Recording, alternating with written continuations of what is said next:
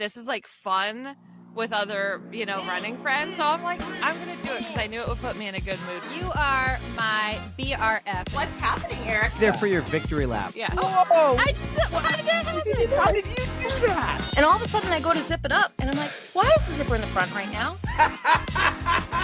0 out of 10 on the recommendation scale. I am literally crying from laughter and from so much love. Oh my God. It's like I see off for your cornhole. And he just smashed Arnie like that and said, you stay out of this, Arnie. And I thought, But I don't run to stay sober. I get to run because I am. And there she was, a halo over her head. No, it's not very true. Okay. And he steps to the side and just gestures. Here's the tinkle pot. I don't need to tinkle.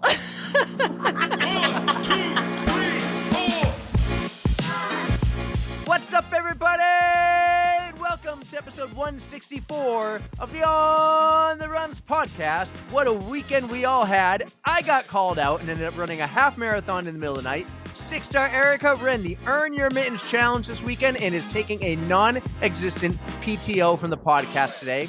So I had to call in a backup. A backup co-host, I figured, needs to earn it. And since day one, I've been saying anyone can start a podcast. But what are you going to talk about on episode 17? Well, it's not an episode, it's a track, and Allie G just dropped her 17th track of the Allie G Show, and she's absolutely earned it. Allie G, thanks for subbing in, and welcome back to the On the Runs podcast. What's up? What is up, Eric? I am so excited to be here. I'm subbing in for Erika. I can't wait. I can't wait for tonight's episode. It's going to be great. This is going to be fun. She has no clue you're my sub, but she also has no clue, and I'm not even going to post it on Monday, the teaser. We have a surprise guest calling in a little bit. Should be in the studio in 4 minutes, but I was pretty excited to get going. I wanted to start. I wanted to make you feel like a real co-host, and I'm excited because you just had a killer episode with a killer guy. And what a track for number 17. We've been talking about getting to 17 for a while now. I know. Mike Beeman, Mr. Slay the Day himself. I had the best time. Thank you to you for introducing us. And I texted you earlier. I think it was earlier today, right? And I said, can you believe that this is my episode 17? We've been talking about it for months. That's right. Months. That's right. Long before I started this, I heard from Michael Schmerkanish. He's the host of a politic radio show. We won't talk about politics. Other influencers might get into politics. We won't. But he always said, the quote I gave you earlier, anyone can start a podcast, but what are you going to talk about on episode 17? Because everyone fades out. They run out of content. They don't know what to talk about. They're like, they're asking questions on Instagram. What should we talk about this week? I don't know what to do.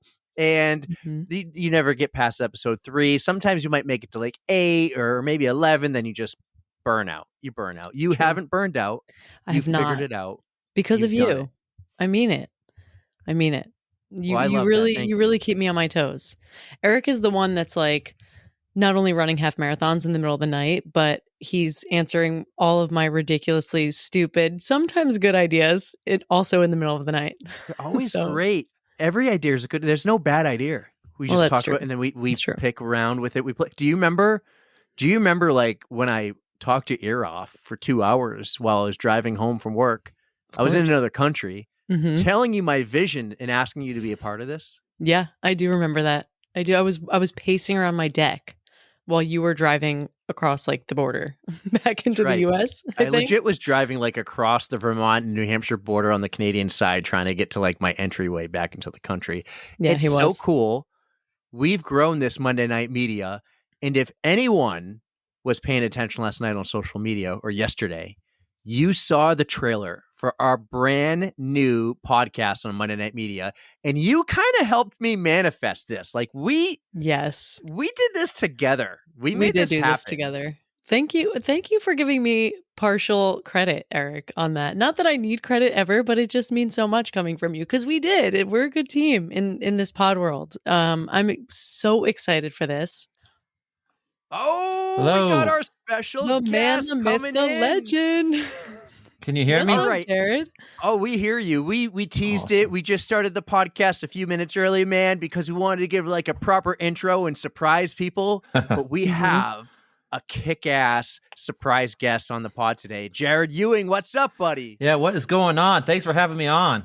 This is awesome. What's going on, Jared? How are you? I am great. Just kind of still settling into a routine here. Just got home not too long ago from watching my goddaughter's basketball games. So usually when I'm not off marathoning somewhere, that's kind of what I like to do here on the weekends. So it's been good to be back. Is that why you moved back to Ohio? Because a year ago, maybe 2, you were here in New Hampshire. Yeah. You moved back to Ohio. It's your home state, but you want to just be closer to family because you have nieces, nephews, goddaughters, and stuff along those lines, right? Yeah, and my parents. My parents are retired.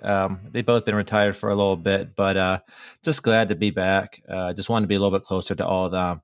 I moved out to New Hampshire. At the time, it was just post-accident. I just felt a calling to kind of get away. Maybe it was just from the accident, just wanting to get away for a little bit. But I moved out there and had a great time, made a lot of good friends, and I felt like I really grew as a person. And honestly, that's kind of why I wanted to move out to a place that's not necessarily a driving distance back home. Was, I had tried living in North Carolina before, and I felt like I never really gave it a true shot. So New Hampshire was kind of like a second chance for me to kind of get out there and grow as a person.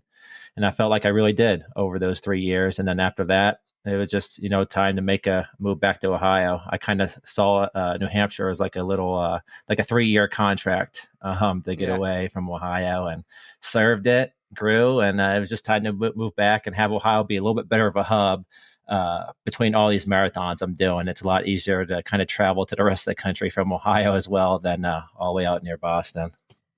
Well, I'm glad you picked New Hampshire. The only disappointment I have in that is I didn't meet you until after you left. So that was a bummer. But Allie G and I were just talking about real quick. I don't want to bury the lead on this here. Then we're going to talk more about Boston and London for Jared. By the way, Jared, Erika, who just ran the Earn Your Mittens marathon, has no clue. She didn't want to know who I was talking to today. Oh, really? I just promised her it would be nobody new. So she'd be missing out on friends, but not like it's not like I got. Oh man, how dare you do that to her? Well, I do have a kick-ass guest here, but not a new one that she'd be like, I didn't get to talk to. Courtney Dewalter. Oh my God, why'd you do that? Right. The next best thing, but yeah. Well, Jared, we were talking about Monday Night Media. I manifested this thing with Allie one day where I told her my vision last year, and we started the Allie G show. We made it to 17 tracks, and I have this whole thing where anyone can start a podcast, but what are you going to talk about on episode 17? We have a new podcast, Monday Night Media. All right. And Allie and I manifested this because this podcaster, Allie's the queen of manifesting. Jared, I'm telling you, we manifested a lot. We were talking about it on our episode of the Allie G show. Yes. I do manifest. You two actually manifested the Boston night when we all hung out. Yeah, we did. You did it. We did.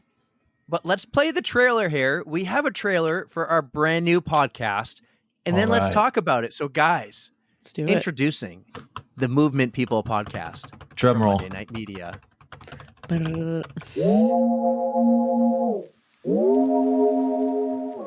What's up, MVMNT people? I am your host, Hillary Kupish, and I have the privilege of bringing you access to absolutely world-class humans who happen to be the top of their field as athletes, adventurers, explorers, and experts, leading the way in movement and mindset. We have no shortage of disciplines to cover, from the pinnacle of fitness to somatics, legends of Everest to those cycling across the country. We're going to get deep into their stories, tap into their expertise, and bring you not only inspiration, but some actionable insights that get you moving. It doesn't matter how you look. Physicality, aesthetics is not a predetermined finish line number or performance evaluator. Your body is such a gift, and everybody can move in their own ways. And he said one thing, is that consistency compounds. If you are determined to stay in the game long enough, you're going to win. You are going to win. And that is just the truth. Because it's not about doing a million things. It's doing whatever you're passionate about and do it consistently. Running, it saved my life, especially right then at that time. And it saved my mental health. And really since that moment, and not that I feel indebted to running, but in a way, This first season is going to be raw and it's going to be wild. We can't wait for you to join in.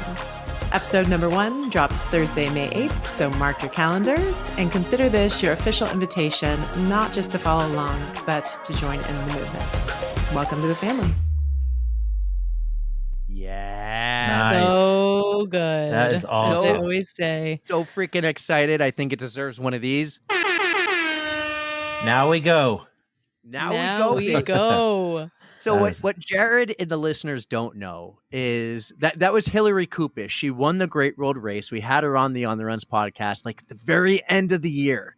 And she was great. And we knew she started a podcast by recording. And then Allie, you wanted her on. And I said, let's just like Mike Beeman. I go, let's ask. Let's text her, reach out. And I gave you one job. I said, ask her about the podcast. Let's figure it out. Does she know this story? Partly. If she's listening now, she'll hear the whole thing. Now you'll know. But we learned a little bit more about her podcast, and we learned what she was struggling at, and that it was perfect for us because we knew how to solve that. And it was mostly post-production, and we reached out and we said, hey, how can we help? Yeah. And Eric's like a wizard. So that is great. Well, he knows what the On the Runs podcast has been 2 episodes a week all year. And that was done by design. So I could make sure that I could manage the workload. And that's why I did it. So now I knew, okay, we'll go back to 1, but I can manage 3 drops a week. So yeah, that was kind of done by design. We're going to have the Ali G show on Mondays, On the Runs on Tuesdays, and Movement People on Thursdays. And maybe occasionally you'll get the extra On the Runs episode. But that's the game plan. We're moving, we're growing. I'm excited. Jared, what did you think of the trailer, man? It's the first reaction there. That was great. Yeah, I know of Hillary, and so that was a huge surprise. And just congratulations to you. I kind of know this is where you were wanting. What your vision was to incorporate more podcasts into the Monday night media. So I am pumped for you. And just that little story of how you made it happen. I mean, that's just great. You pretty much manifested it. You took your shot when there's the open shot. You took your shot.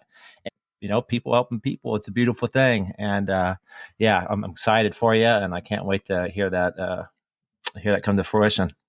Yeah, it's going to be great. Episode 1 of Movement People with Bex Gentry. So starting off big. That's all right. Yeah. I almost feel bad for you, Allie, because you're like, I want Bex. I'm like, wait. It's and now okay. Hillary's starting off number 1 with Bex. I'll be patient.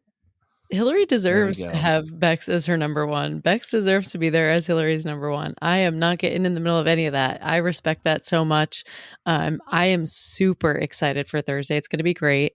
And I can't believe I didn't think of this the other day when I saw the trailer, but I'm going to have to text Hillary and find out where she got those sunglasses because I need them. Well, all right. Well, enough about that. That's the big Monday night media news. Allie and our next goal is shirts and hats. We're going to make some shirts and hats, Monday Night Media shirts and hats. Nice. Whether it's for everybody or just us, I don't know yet. But I wanted to tell you that, Allie. That's my next goal. A little MNM logo. Yes. Like the and secondary Matt, if you're logo, listening, M&M. We need shirts. Yes. And I know someone who can make that happen. So, but our guest today just ran the Boston Marathon and the London Marathon pretty much just on one leg. We'll get to that story in a little bit. But Jared Ewing, thank you for coming on again. I wanted to hear, Boston Weeks is over, but I wanted to hear a little bit about what was it like for you running those 2 races 6 days apart, travel and everything, spare no details about it all. Yeah, it was just a great opportunity for me again. So this is actually the second time that I did this. I did this 2 years ago as well, when I was just getting into the marathon space and the world majors. And I thought for sure that was my only opportunity I was going to have to kind of run London and do a Boston-London back-to-back. And so I took that shot then. And so coming to this time around, I was just, blessed to be able to run Boston again. Boston was awesome. I had a great time there. I was lucky enough. I got on the podium as we manifested on the Ali G show. We did Not a big deal. which is just awesome, because I kind of, put my shot out there and I gave it my all, and it was a little bit of a surprise. I was still coming back off an injury, so it was kind of all or nothing type of deal. I saw the weather was good that morning, and I figured, why not? Let me just give it my all, and that was a really awesome time. And what the best part about it was I had like 5 or 6 stops along the way where I stopped and saw people, which is like the best part of it all was I was able to do like everything. I was able to see everybody, do all the things, and still accomplish my goal. So such a great time in Boston. I mean, I can't have, there's not enough good things I can say about it. I always tell people Boston to me now is like a family reunion. And so that's the best part, that the marathon is obviously for me the icing on the cake, but it's really seeing everybody on Friday and Saturday and Sunday, just all the people, whether it's you guys, the PodFam, or it's other people that I follow and I finally get to see them in person. Just people in my local area, they're also running it. Man, Boston is such a great time. It's a magical time. So I was just, through the roof happy with the entire weekend and how that went. And so, yeah, I had signed up for London again. And my London story is last time I ran London 2 years ago, it was a last second thing. I got a charity bib. And so I got the charity bib, and literally it was like a month and a half out from London. So the whole thing, I'm like, well, here we go. We're going to do this. So I kind of just Googled everything, hotels, places to stay. And I last second just got everything and just booked my flight, went over there. And so I was kind of, solo, just Googling where to eat, sights to see. I really didn't know much about London other than the marathon. Yeah. Yeah. So when I got over there, I learned how to travel on the old underground, minding the gap, as they say. So that was a little bit of a learning curve. But so I was with the charity. I ran for a charity, which is awesome. And at that time, I was, kind of like Boston. If you're a charity bib, you get placed all the way in the back of the corrals and stuff. So at that time, I wasn't as fast as a runner as I am now. I was still like a 4-hour runner, but I was placed with all the 5-hour runners. And like the fastest pacer was like a 4:45. And I was like, wow, like this is gonna be a long day. There's 55,000 runners. People are telling me, hey, like, don't do the bob and weave in back and forth thing. You'll be miserable. But that is so much, it's easier said than done. And so ran the London Marathon the first time, and it was pretty much just 26 miles of just back and forth, me just in and out of people. And it was just a whole lot, right? And so I still managed to run like a 4:15 at the time, and I was proud of that. And just, again, I had a good time. I make it sound like I didn't have a good time. I had an amazing time there. London is great. Well, what really takes the cake in this story is the day after the marathon. I'm walking around with my medal. I'm just so happy. Went and got it engraved, waited in line for about an hour to get it engraved. And then I started sightseeing. So I went to the London Eye. I'm walking around, and I got hungry. So I had my phone out. I was walking to a restaurant, and somebody on a bike comes up the street from behind me, and I'm looking down at my phone, and they literally strong hand my phone out of my hand, and I had my phone stolen. No way. And the guy on the bike starts taking off, and this is the day after the marathon. So, I mean, I don't know. My first knee-jerk reaction was to try to chase him down. So I'm running after him. He looks behind me, and pretty much his eyes get huge, like, because he knows I'm coming. And he just, he starts whipping on that bike, and he takes off. And as soon as he gets down a couple blocks and turns, I knew it was over. I stopped the chase. I was like, it's not worth it. So I went to their cops, made a report, but I knew that was going to go absolutely nowhere, and it didn't. I felt like they were more irritated with me than anything. So it just really didn't leave a good taste in my mouth. And so luckily, there was a couple extra cops in the van I went to talk to the cops. And the one guy was great in the back. He's like, hey, do you need my phone to call you on?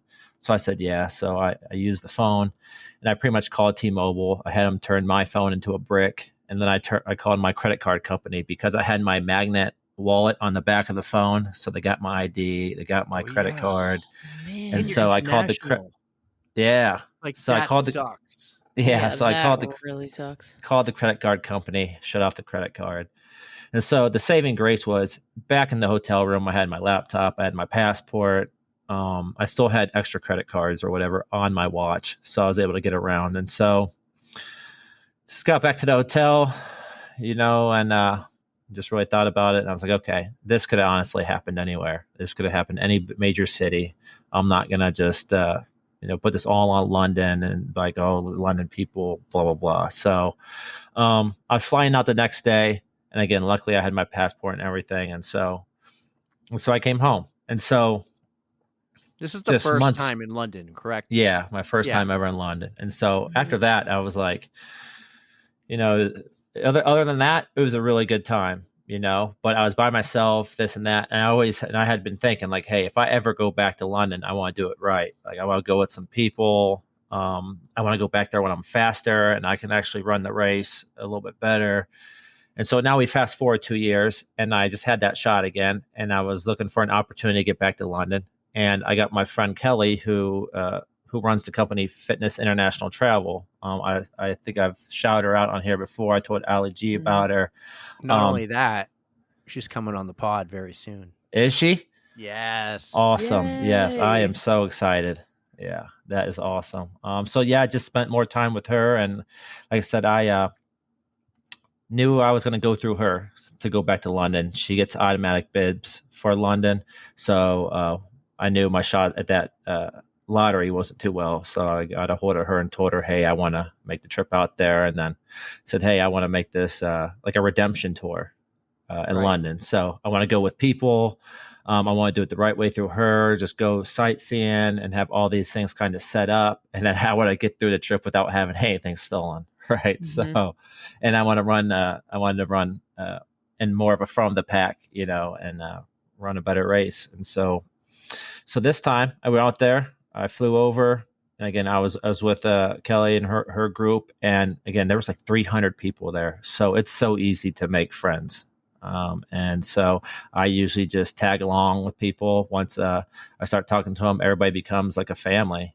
And, you're all over there. You're not home in your own home. So everybody's from somewhere else, but you're all there to accomplish this one goal. And that's the beautiful thing about running and that huge community. And so wait, there was 300 people part of Kelly's group? Yes. Yeah. So and were all three of you doing the same things at the same time, or like in communication? Like that's a huge group chat. Yeah. So, I mean, the crazy thing was I had no idea there was 300 people there. And I was kind of laughing to her about this, like, because like you kind of pick a few people that, maybe it's the first people you sit by at a dinner table or something, and you kind of start palling around with them. And so I thought the trip only had about 50 people, maybe 100 people max, and had no idea there was 300 until the night of the post-race party. And she had mentioned it. I said, wow, like that's incredible. I only thought there was like 50, 100 people at max. But so usually how it works is I think, a lot of people, there's a lot of couples, right? There's very few of us singles, which I've been telling Kelly, you need to get a singles tour going on here. But yeah, so there's a lot of couples. What? The two of you, yeah. You're both single, I think. Like you could go and like be you're going to have to get 300 more, but that'd be fun to watch. We should start it, Jared. Yeah. We're manifesting. All right. We're manifesting this. That's what this. we do here at Monday Night Media. M&M. There you go. Yeah. Now we know it's going down. So yeah, there's a lot of couples, there's a lot of families, and so everybody kind of just does their own thing. Kelly lays out kind of like a very simple itinerary with things that you can sign up to do or not do, and that's kind of just how you go throughout it. But lucky enough, I had my friend that I met her name is Victoria. I met her in Berlin through Kelly's group. And so I knew she was coming along to get her Fit Star. And so me and her hung out and her parents came. But yeah, it was just a good time hanging out with everybody. And this time around, London was a lot different. I had a lot better of a time. Now, as far as the marathon goes, I woke up marathon morning because for me nowadays, it takes me about 4 days until I'm ready to run another marathon. But still, I had put a lot out there at Boston, so I wasn't sure how I was going to do. But I woke up the morning of the marathon for London, and I was feeling good. I was all right. I knew it was a flatter course, so I said, "Hey, maybe I can make something happen here with the right weather." Maybe. Yeah. So we're going to manifest this whole podium finish on all the Abbott World Marathon races. We're going to get your podium for everyone, and then we're going to hit Donna up. No, we should hit Donna up before, actually. But yes. Would that be cool? The podium every world major. That would be amazing. That'd be fantastic. You could do it. The unfortunate. We don't even have to manifest. It's the unfortunate thing is there's not a para podium for all these majors. So, but we know your top 3 if you're top 3. Yeah, exactly. We'll build in the heart of the people. Yeah. Top 3 in our hearts, Jared. I forever. appreciate that. But but we'll make it happen. But so London was a warmer morning, and so let's say it was a great, as we like to say, it was a beautiful day for spectators. It was a gorgeous day for spectators. Doesn't happen much there in London, I heard. But it was a little warm for us runners, and typically I'm a pretty good warm weather runner. But so I took off that morning, feeling fine. I was running about a 3-hour pace. A 3-hour pace. That's what I was running with, the 3-hour pacers. I knew it was probably a little bit fast, but I was feeling good. And funny enough, who do I see in like the first mile? I saw Letty.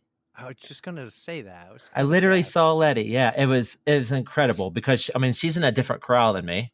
But if you don't know, London has three different start lines, and you mash together by like the 3rd mile. Oh, really? Like you start in different spots, you mean? Yes. Yeah. There's this huge field. It's a huge park, and you can kind of see all these different starting lines at different areas. But what happens is there's 3 different start lines, and I was in pink and blue mashed together at like 1.5 miles. But then all 3 or 4, I forget how many there is, are mashed together at like 3.5 miles. It's around the 5K mark. And so you can see this coming forward. You're like, oh boy, here comes the crap show. I always tell people, merge together. So so is it like, do you still have waves and all 3 start at the same time, or is it just all 3 start at the same time in one huge wave? So yeah, you have different start lines, different waves. They kind of, and it's rolling starts. So like on mine, you would see that I was supposed to start from 9:40 to 9:44, but basically they get your group up there at like 9:40, and it's kind of like a rolling start. Like all you start walking towards, and when you pass it, that's past the starting line. That's when you go. But that's how they do Chicago, right? Rolling. I can't remember. I feel like it's similar. You don't merge, but you definitely I just walked up to the start line. Yeah. But between a certain time. But I think London does a good job. Yeah. So there's different waves per one too. And so it's not like everybody just all goes. So, but yeah, funny enough, I saw Letty right away, and that was awesome. She was like, hey, like I'm a little sick. And so I was like, that's fine. I don't care. We're all runners out here. 55,000 people. And then I just told her, hey, like I'm proud of you for being out here, and just good luck. And like, I'm just super pumped for her to get her 6th star. So I remember when I got mine, and she still had a heck of a race. So it was a warmer day, and she was sick, and she still ran pretty good. So I'm super pumped for her. It sounded like she had a great time.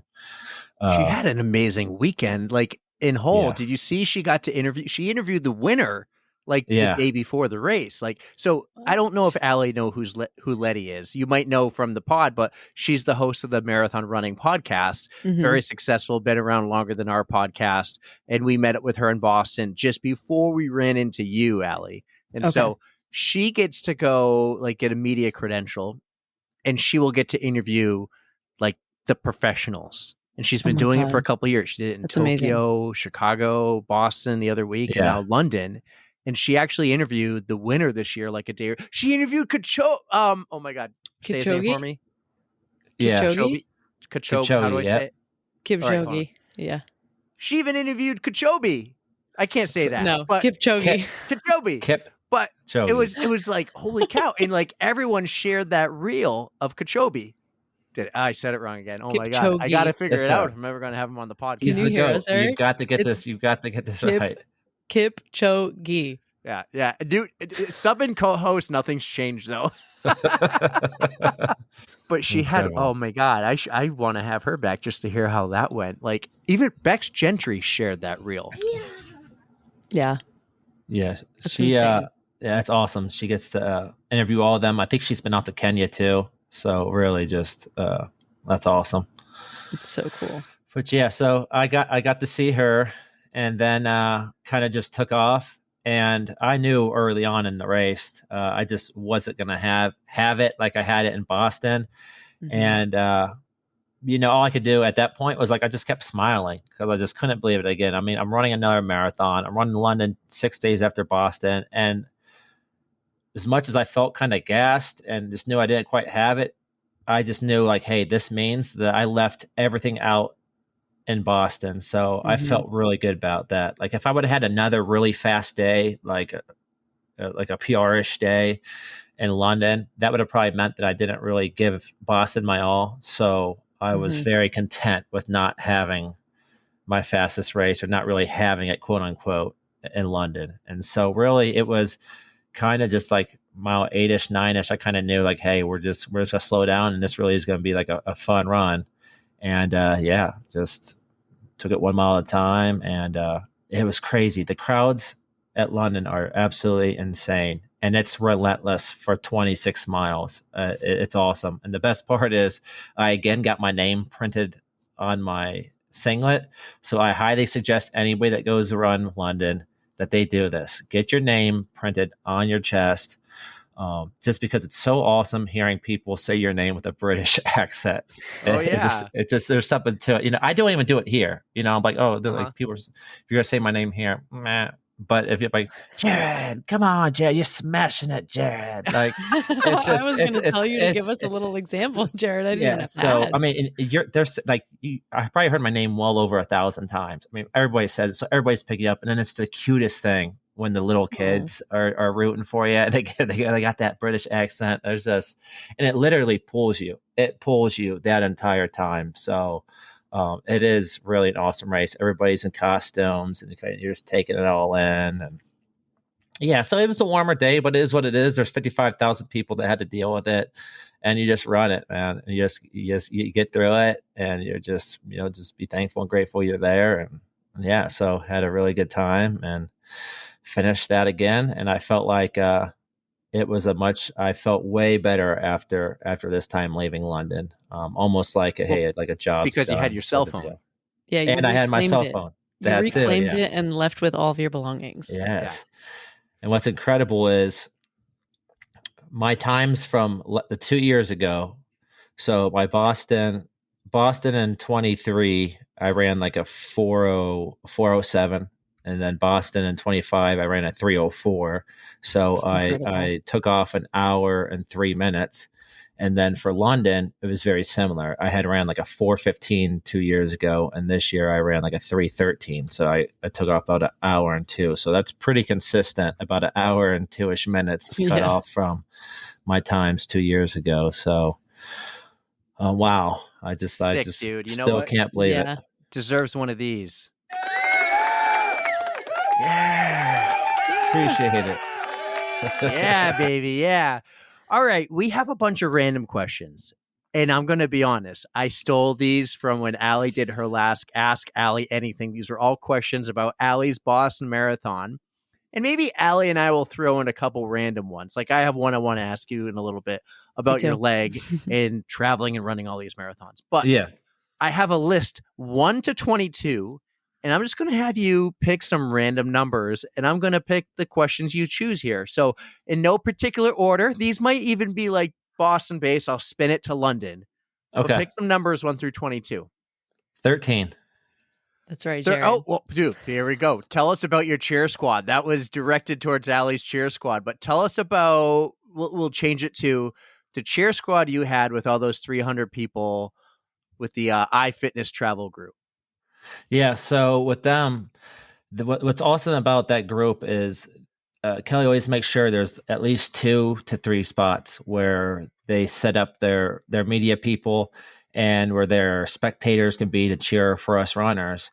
And so yeah, during London, it was through in between mile 8 and 9, and so I saw them. So this time it was a little bit, I only had to look for people twice as opposed to in Boston. I was looking 5 or 6 times. So I was super nervous in Boston, just trying to remember all these like mile markers and where to look. I'm sure, Allie, you know how it gets. But this time I'm like, two areas, there's only 2 groups. We got this.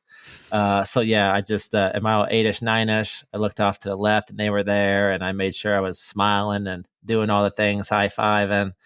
And then they were supposed to be, so here in London, they were supposed to be at mile 22 as well.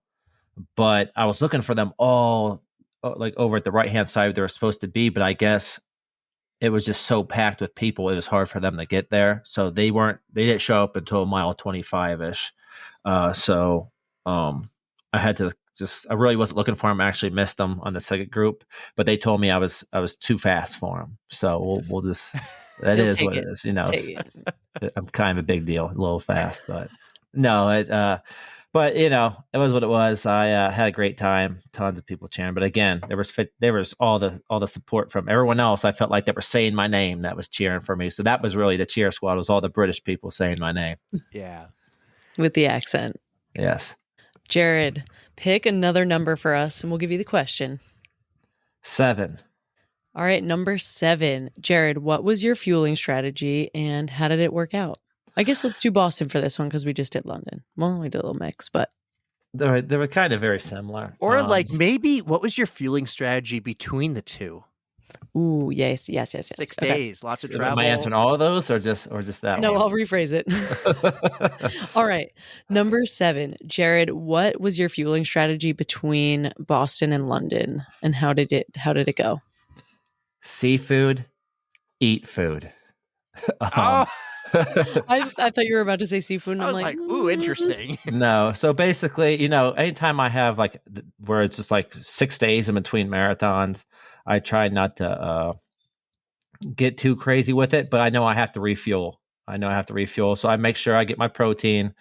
I have my protein numbers, the macros that I like to get, just to make sure that I'm healing properly. And then carbs, it's kind of like I'm just eating just big meals each night just to try to refuel to the best of my ability. And then I'm making sure I'm hydrating, electrolytes every morning, even before I go to bed.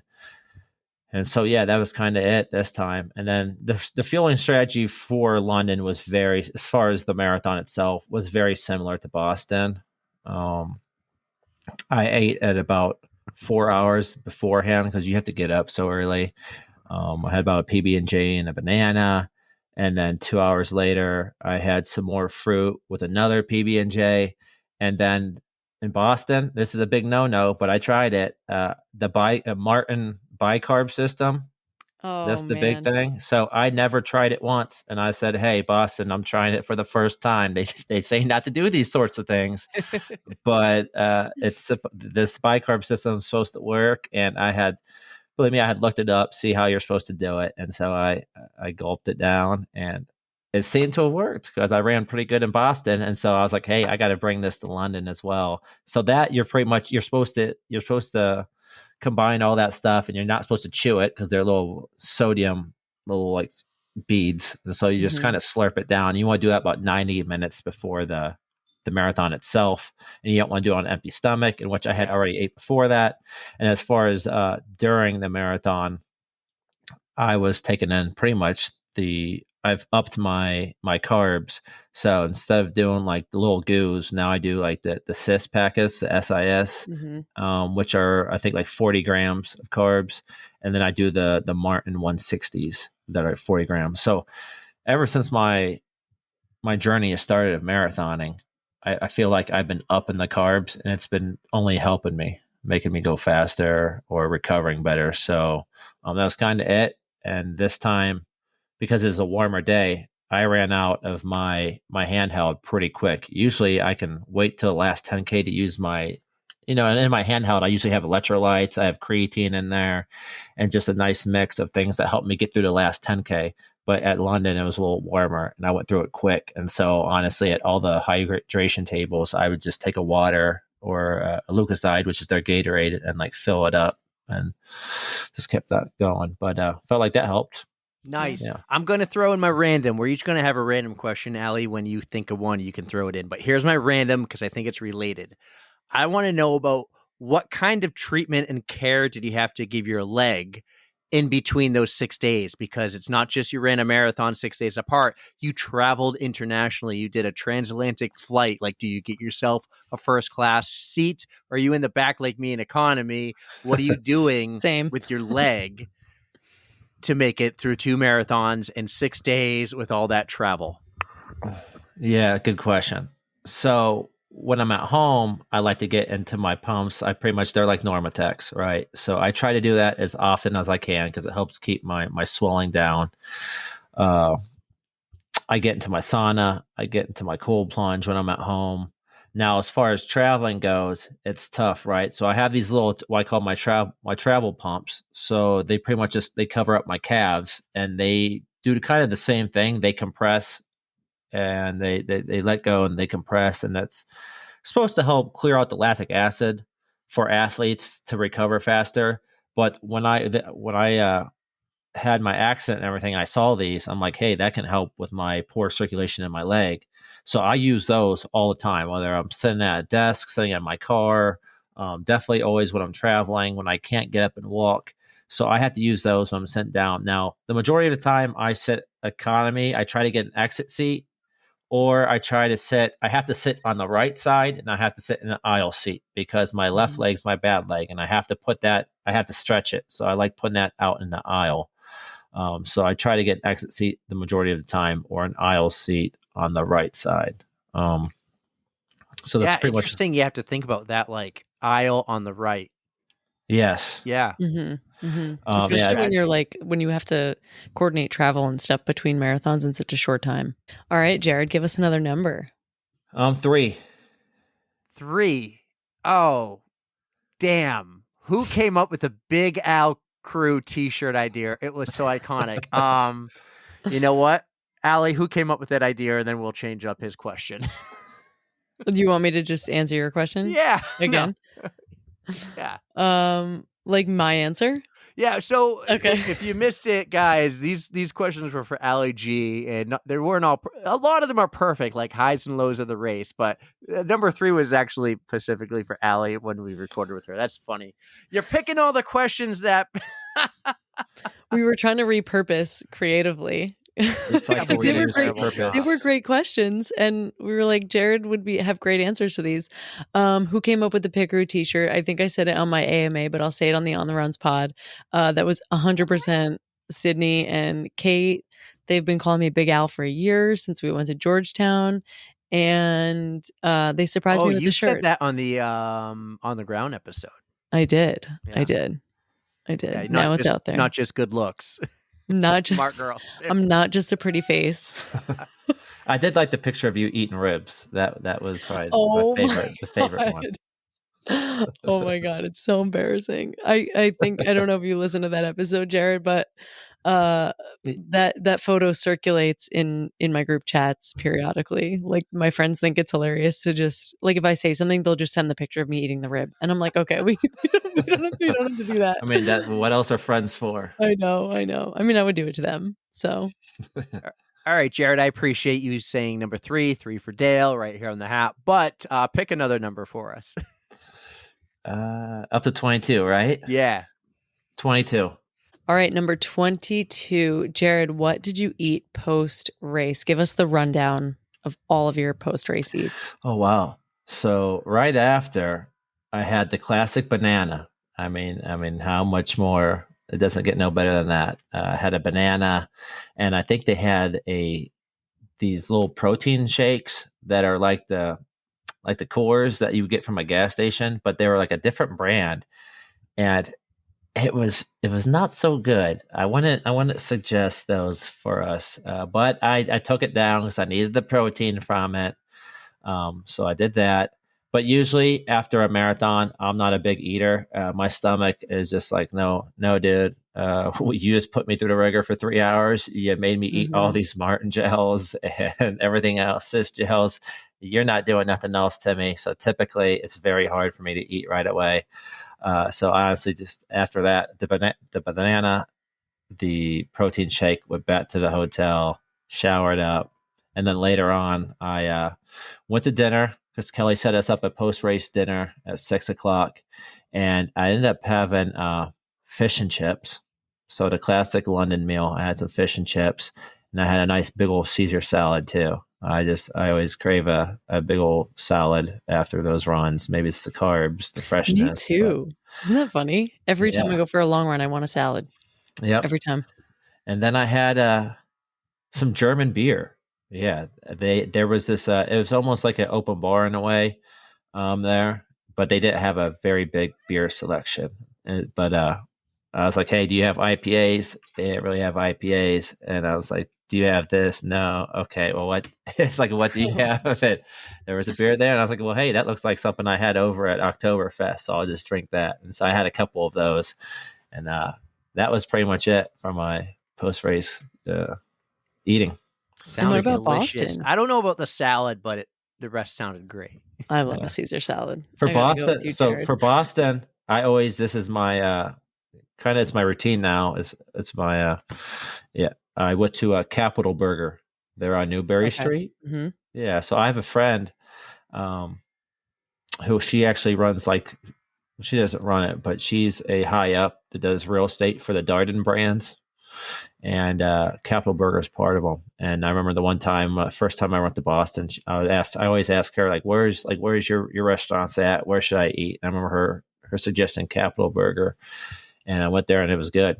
It was really good. So now every post race dinner, I typically go there. And so that's what I did for Boston. Love it. And that's when Nice. is that when I saw you on Newberry? Yes. I ran Yeah. into Jared right after, well, not right after, but after we both had our little celebrations, I think. I ran into Jared. Jared, That do was you ever fun. go to Bandit after a race and you get the iconic Bandit photo? Ali G does this all the time. No, I never I even feel would like think Eric to do is that. judging me Thanks for so thanks hard for right thanks for leaving me out, Allie. I mean, why would you tell? Why would you I'm tell me? sorry, Jared, you're too fast for me. But okay, Well, so hey. I go to Tracksmith. So Tracksmith, and I get the poster stamp. Thing. Okay, fair. So Your poster stamping is like my Bandit portrait. yeah, and I usually get my hoodies because I have hoodies from Tracksmith too, and they always do like embroidering and stuff, or Yeah. give you patches for them, and so I kind of do that. Love it. All right, Jared, give me another number 1 through 22. 16. Number 16. What was your mindset going in, and how did you stay so focused? All right. So the mindset going into Boston was kind of unsure, to be honest. I knew, like, I had the goal all year to podium at Boston, and I knew I had a chance. I had a chance to do it, and but I had strained my IT band back in December, and so I had 3 months of really recovering from that, and it really was an issue. It wasn't like I'm just talking out my butt here, but like I couldn't. When I strained the IT band, I couldn't run more than 2 miles without the outside of my knee hurting. So I had to really start from scratch. I had to go back and run 1 mile a day, and then move it up to 1.5 miles. And so by the time I got to Boston, sure, I had done 3 marathons since the IT issue, but I had to walk jog all those marathons. And so really going into Boston, my farthest run that was nonstop was 18 miles. And so I was very unsure of myself. I didn't know how good my cardio was going to be. And so really, I kind of was thinking, well, there's 2 ways it's going to be. If I feel really good, maybe I can push it. Maybe I can make the podium. But if not, at a minimum, I'll just go out and have a great time, fun run at Boston. And it was the morning of. There was a decision that had to be made. It was, do we chance it? Do we chance this? Do we push it and maybe injure ourselves again, or do we just lay back? And I'm the sort of person, I was like, I fully commit to this, and we're going to push it, and I will deal with the consequences that will come afterwards. And so started off hot down that hill, and kind of the rest is history. It went very well for me, thank God. But then for London, it was much different. I knew of the 2 marathons, I knew I was going to push it at Boston once I had chosen that. And so I knew London was going to be more of a fun run because I didn't want to push it twice. I mean, I kind of thought maybe I could, but again, after the first like 8 or 9 miles in London, I was like, all right, nope, we're not pushing it again, and we're just gonna fun run this thing. So, but before I had run London, as they like to say. Yeah, but before I had run London, it was, again, it was out there as for redemption, but it wasn't gonna my mindset was totally different than Boston. All right, 1 through 22, Jared, what's your next pick? 2. All right, number 2, what made this race memorable this year? Well, for Boston, it was seeing more people, more friends, more family that I knew, including you guys. And so that was obviously a plus. And then obviously making it on the podium, that was kind of a memorable thing for me, especially because a year before that, I had set that as my plan and my goal. And then for London, I think just not getting my phone stolen made that pretty memorable. And sure, just, the crowds. London's a very a memorable race, all the costumes, all the people there. But yeah, just a much better outing this time. It was a really cool moment that we had? We're walking down the middle of Boylston Street on Saturday before the Boston Marathon. And we were in that guy's reel as he ran by us. You said, "Hey, Richard." And then the cameraman turned and the reel came out the next day and we were on it. It was pretty cool. Yeah, was that Rob Dalto's reel? Yes. I know. I watched that like 800 times just to see you guys like turn around and be like, "What's up?" Or like, "How are you?" Whatever he said. Yeah. It was an epic moment. That was a day for us Saturday, man. That was a heck of a day. I mean, we just had all sorts of little moments like that, from seeing Donna Stone with the World Majors and then seeing that guy.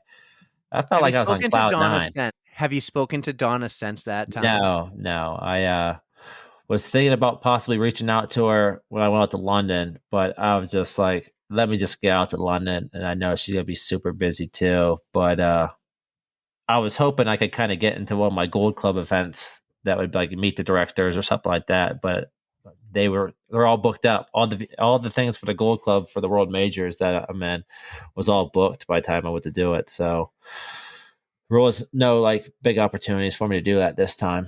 But I definitely need to get back on that. Well, we'll make that connection. We'll do something because she not only is she like the CEO of World Abbott Majors, but she's the first person I've ever handed a business card to.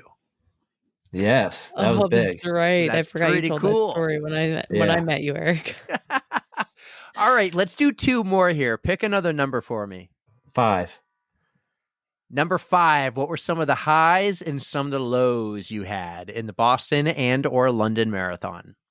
Man, the highs was definitely, again, just seeing everybody having those special little moments on like Saturday, completing the run, knowing I had made the podium. Lows? Well, that's a good question. Lows. The only thing I could think of as far as lows was I after I had finished the race at Boston, I had asked the one volunteer, I'm like, "Hey, I was like, I think I did pretty well." I'm like, "Hey, can you look me up and find what time was, this or that?" Because I didn't have my phone on me. But I kind of knew, like, I think I podiumed, right? So I'm kind of leading her to tell me that I podiumed. And then I remember she was like, "Hey, you got second place." And I was like, "Oh, this is awesome! Like, that's great!" Like I was like, I've never podiumed before. I'm like, "So what do I go for? Like, the like trophy or whatever?" And she's like, "Oh, only the first place person gets that."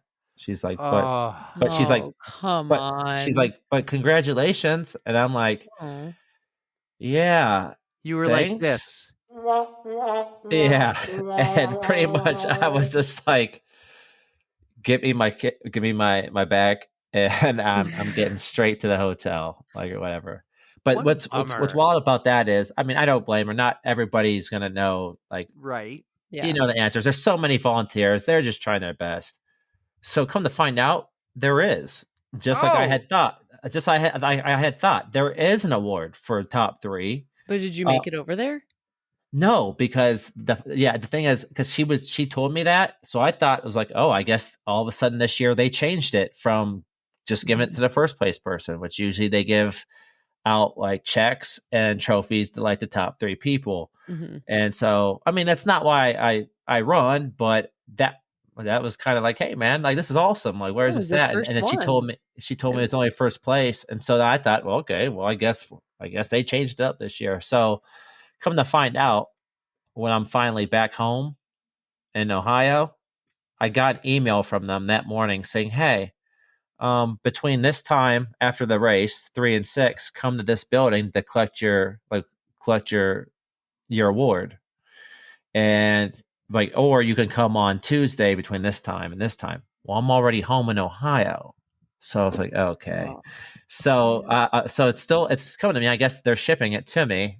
I'll go pick it up for you if you want. I want to go. Yeah. I'll go there. I'll hand out some business cards and I'll pick it up for you. I'll ship it to you.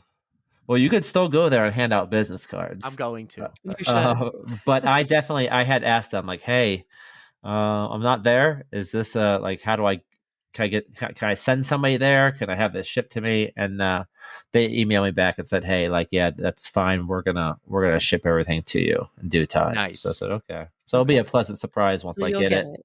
You'll get it. So yeah, and then as far as London goes, the highs was definitely just, seeing some familiar faces there again. Just seeing all those, just going on like the guided tours, seeing all the cool things like St. Paul's Cathedral, seeing the Big Ben and Westminster Abbey, just all these sorts of things. And then obviously just running amongst the people, and the highs had to be the people saying my name in the British accent. I just can't get over that enough. It's just great times.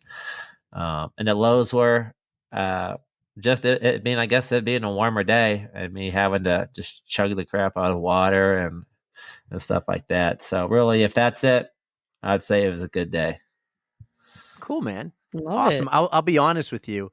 Like, do you know what the Big Ben and St. Paul's Cathedral were before? Did you know the history, or were you just like, there's someone goes, there's Big Ben, and you're like, cool.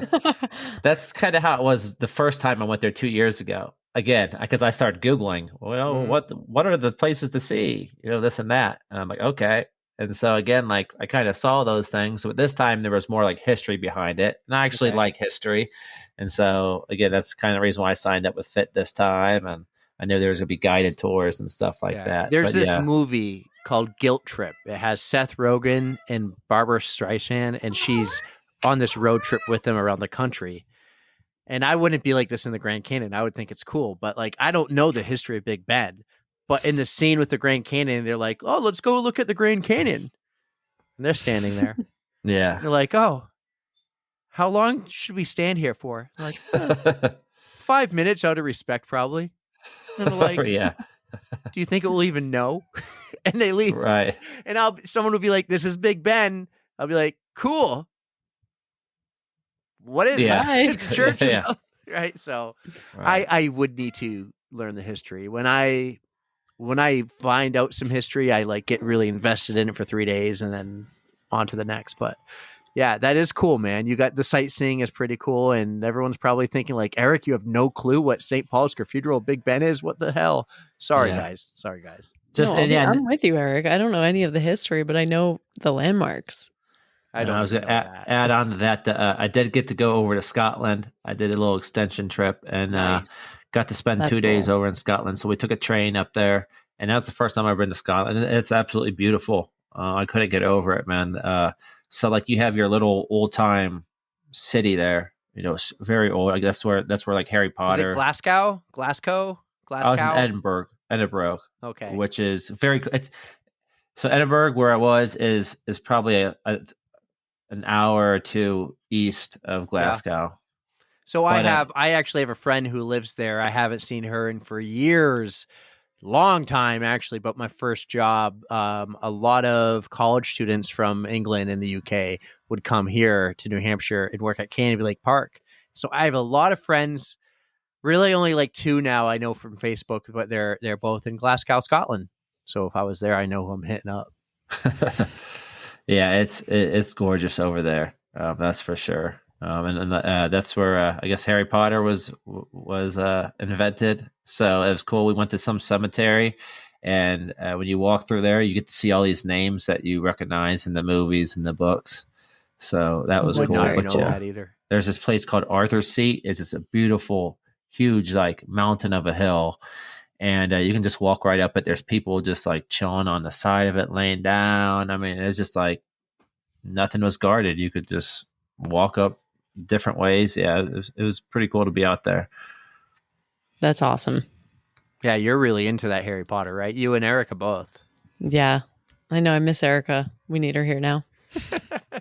No, we're not, because we're not going to dive deep into Harry Potter here. One more question, Jared. Let's do it, and then you guys, Allie, you guys can ask me about my crazy middle of the night half marathon. Yes. All right, 21. All right, number 21. Well, actually, this could go for both. Perfect weather for Boston. Not so perfect weather for London, but did you get sunburnt? So I didn't get sunburnt, but I did get a nice suntan line on my forehead, which luckily enough, because it's dark in here, you can't see. But basically, if you know me, I wear my hat backwards, just like Eric is. I'm having a bad hair day. That's why I have a hat on right now. And that is how I run my marathons. And now I've kind of just accepted it. It's kind of my stamp. I'm putting my name on it. I'm proud of it. So I got this tan line. It's like this, right? It goes up like this. Yeah, half moon. And so everyone keeps telling me like, hey, they'll laugh about it. They're pointing it out, and I'm like, hey, it's the price you pay.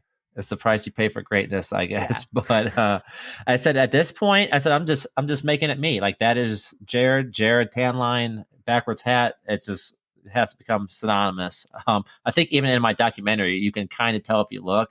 I have a little bit of a suntan line up there from a previous marathon. So I didn't get burnt, but I definitely had a gnarly backwards hat tan line up there. You and Eric both. It's a definition of a good time. In college, spring break, I went to a place in New Hampshire where we skied all the time. So people would either go like to the beaches or they'd go on ski vacations. And you could always tell who went on a ski vacation, like who went out to Colorado or something, because of the goggle tan. Yeah.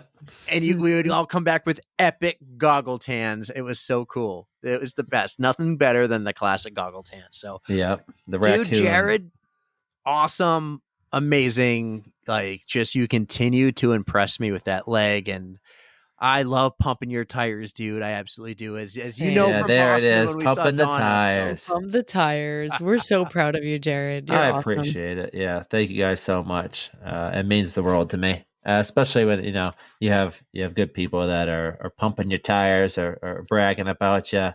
Because I kind of, for the most part, I'm a pretty humbled individual, but that's how you can tell people are proud of you. And I do the majority of things in my life to try to make my family, my friends proud of me.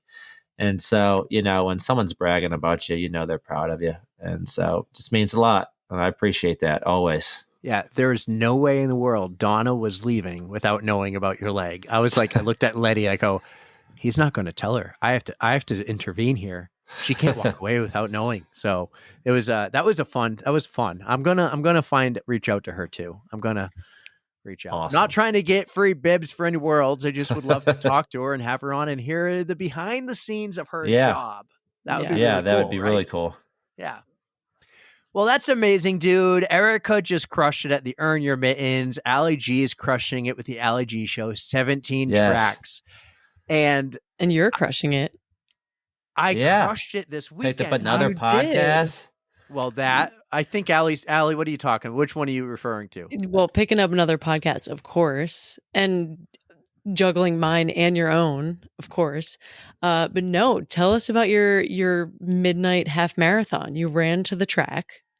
Yes. From your house. So I got called out. So to paint the picture here, Justin Spencer from Recycled Percussion. He's been living in the Atlanta airport for today would be day 16.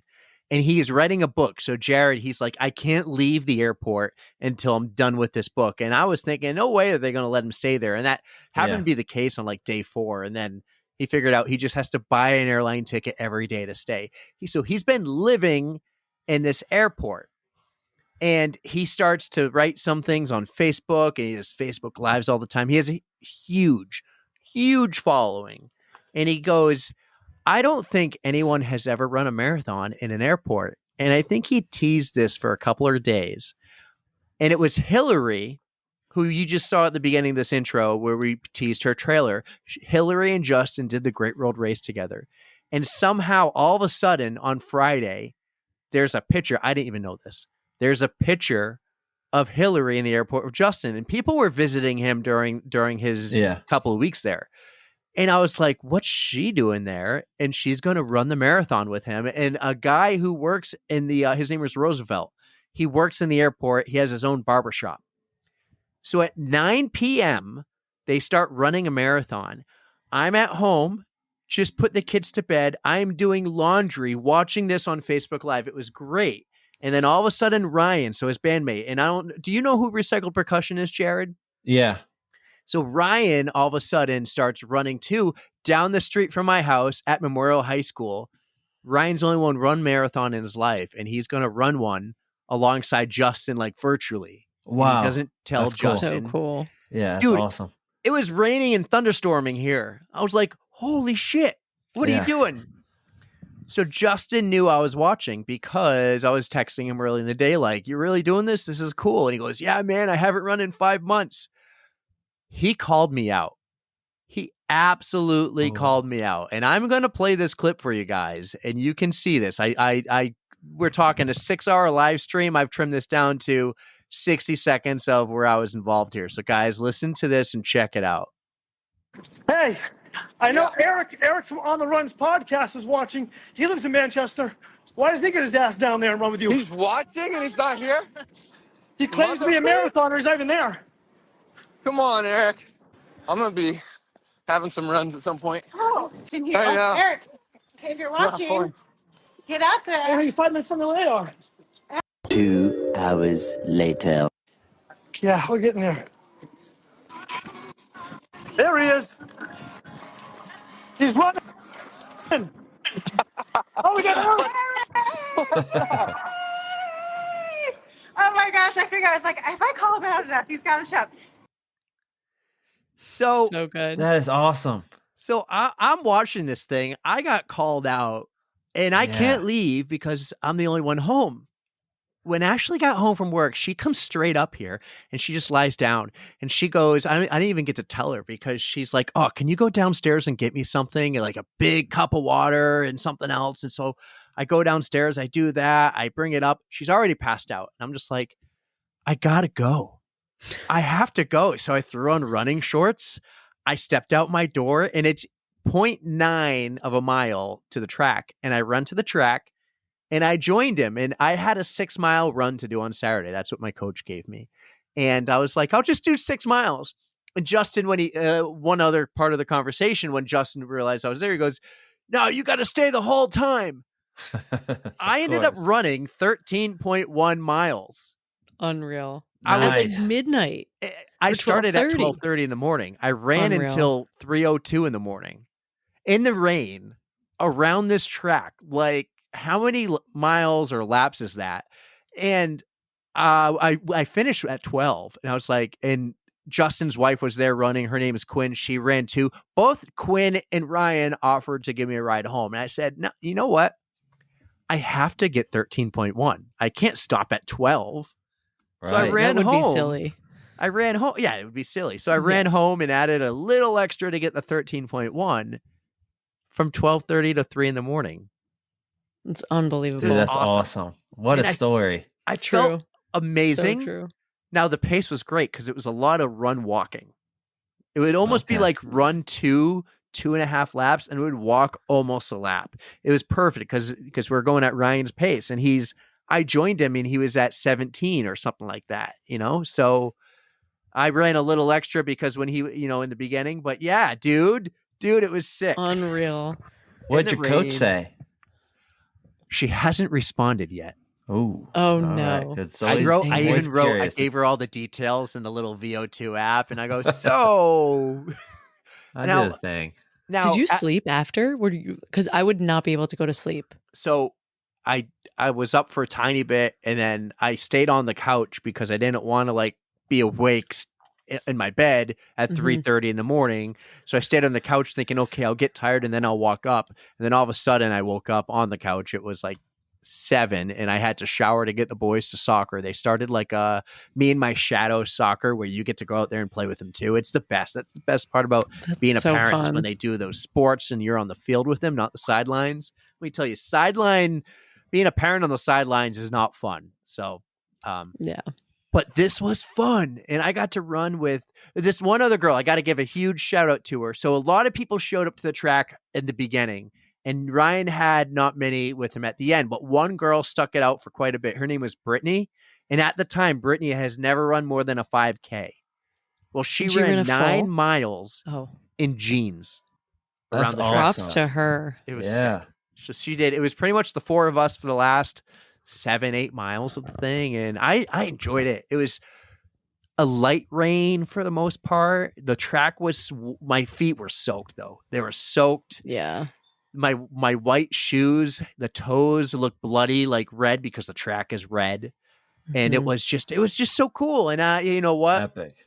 Justin, you called me out and I had to show up. I couldn't let that one down. So I showed up and that was fun. And I actually got to get to know Ryan, which I didn't really know Ryan that well. So I love that, Eric. That's such an awesome story that you can tell for so many years. What a fun memory.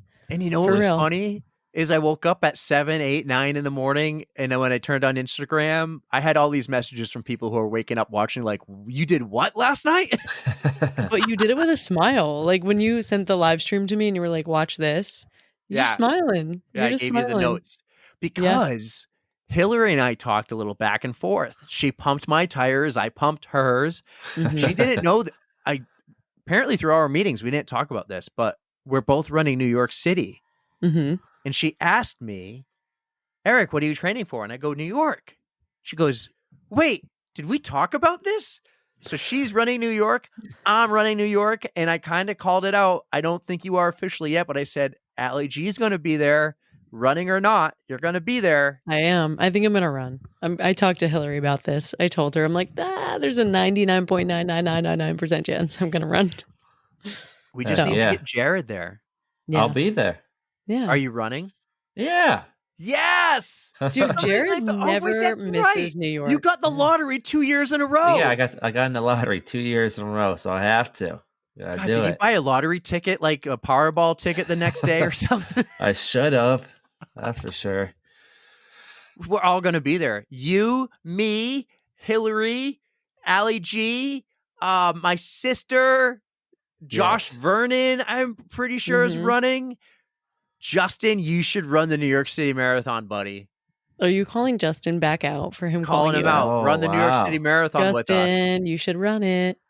Let's You have go. to. It'll be epic. It'll be epic. I thought it was funny though. I said I'm sleeping on my sister's couch, and Hillary goes, "Yeah, I'm sleeping on Bex's couch too." New York City is not cheap. No. Well, this was awesome, guys. Thank you so much for subbing in. Let me hear from you right now. What's going on next, Jared? What's next on your bucket list of events to do here? Here we go. So what's next for me is I have the Coeur d'Alene, Idaho Marathon. That's Memorial Day weekend. So that will be my 23rd state. And then I'm going out to Kenya in June. Are you going to Valletta? No, but I did send her a message. I'm actually going with Kelly's fit group. We're going to, it's called the Lua Safari Marathon out in Kenya, and it's on a conservancy. So there's supposed to be, animals out there and all of that good stuff. I'll be going up in a hot air balloon, which I might have to wear a diaper for, because I'm not a fan of heights. But honestly, if you know me, I like putting myself into uncomfortable positions. So I'm going to do this thing. But I'm going with Kelly's group out there in June. So I am pumped about that. That will be my fourth continent. And then in July is my next big goal. I'm running my 100-miler here in Ohio. And so it's late July. it's pretty much, it was my 3 goals were podium at Boston, 100-miler, and the marathon project in December. But so the 100-milers in July, and then August, I'm going out to Sydney to run a Sydney marathon to collect that 7th star. Again, going through Kelly and Fit. So that's going to be awesome. Then that will be my 5th continent. And then I'm running Chicago again. I can't get enough of Chicago, so I'm doing that. And then I'm running New York City again. Party. Yes. It's going to be an epic weekend. The whole family's going to be there. It's going to be nice. And then we're going to have a Monday night media team dinner. Yes. All right. We're manifesting it. We're manifesting. We manifested Sam Adams tap room and look where we ended up. Post-race Monday night media celebration. Okay. Yes. Okay. All right. Deal. Yeah. Put it in ink. Yeah. And then the last thing for me is in December, I'm running the marathon project. And that is out in Arizona. I'll be having a coach. He's like a professional coach at Ben Rosario. He'll be coaching me. He's the one that's kind of putting on the marathon project as well. And I'm looking forward to that. I get to be part of like a team. Like I meet up with other people and they're going to treat us good out there. And yeah, my goal for that's a 2:55 marathon. People ask me why 2:55. That's just because I'm still shooting for sub 3. And I figure if I train for a 2:55, that gives me some leeway to make that sub 3. So that's it. That's it for the rest of the year. You're going to hit it. I know it. Manifesting. Wow, what a list of events coming up for you, dude. Yes. It's crazy. I can't wait. Can't wait to see fly by. Ali G, why don't you tease the listeners who's coming up on the Ali G show? You have a couple recordings already banked and you have a couple more planned. Why don't you give everyone a little tease here? All right. I don't even know who I'm shouting out now. Is it Hannah? It's Hannah's next. Yeah. No, Mike Beeman. But that was yesterday. Yeah, that was yesterday. We got Hannah, your sister, which I'm going to be seeing Hannah, I feel like, more than you in person this summer. At all the concerts. You need to get some good questions. Some questions about Eric. All right. Yeah, we got to get some good juicy details or some backstory. So no pressure, but that's dirt. There's zero dirt. I have a new friend coming up, Ryan Sullivan. He's a runner. And who else do I have? Am I missing? Weren't you getting Kipchoge? Yeah, right. I wish. That'd be amazing. I don't know why I can't say his name. I've never had that problem before. It's so funny. Save all of these, Eric. I'm gonna make a reel of you just being like Kipchoge. The 9 different ways to say his name without saying his name. Oh, that's a dream. You're doing a great job because you are staying ahead. Like I told you, you got to stay ahead. Now you're I'm trying. A couple times a week you like bust out 3.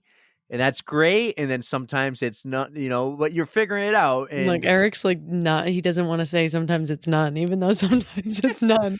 I'll go really hard for like 1 week and then I'll take like a week off of recording.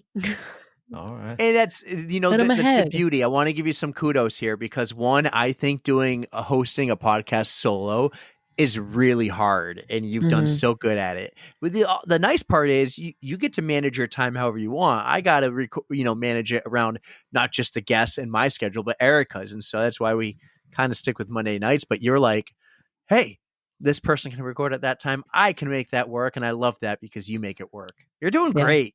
No, thank you. This All is thanks to amazing. you. Monday Night Media, M&M.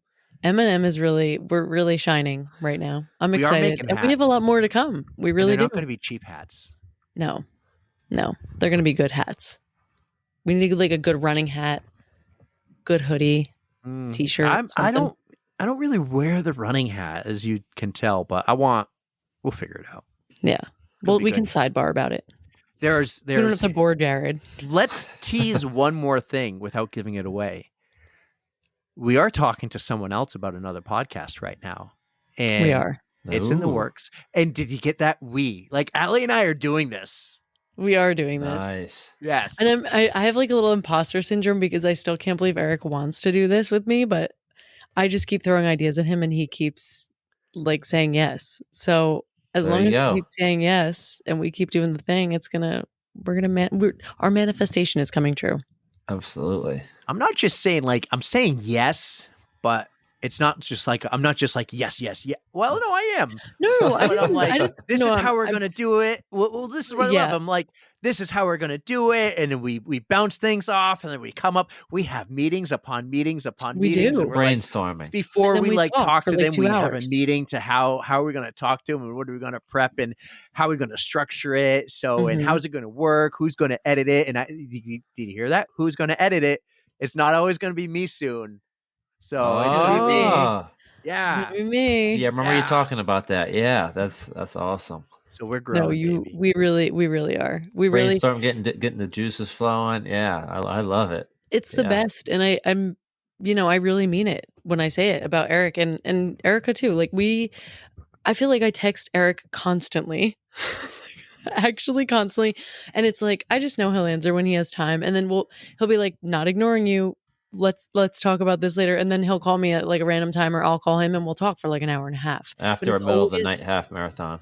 Exactly. It's a pure brainstorm, and I'm why are you still awake / did you even sleep / are you okay? Awesome. But it's great because it's fun to bounce ideas off other people. And I'm so excited for Thursday, episode 1 of Movement People, which I think is cool. She spells it MVMNT. Yeah. And here's another question. When did inspiration become inspo? Oh my God. I feel I've been saying that for ever. I feel Jared, I think you're closer to my age where Allie's much younger than us, but all these terms and things and stuff, and people use these other words. I'm what does that mean? I started seeing lately inspo getting thrown around, and I'm wait, what? Huh?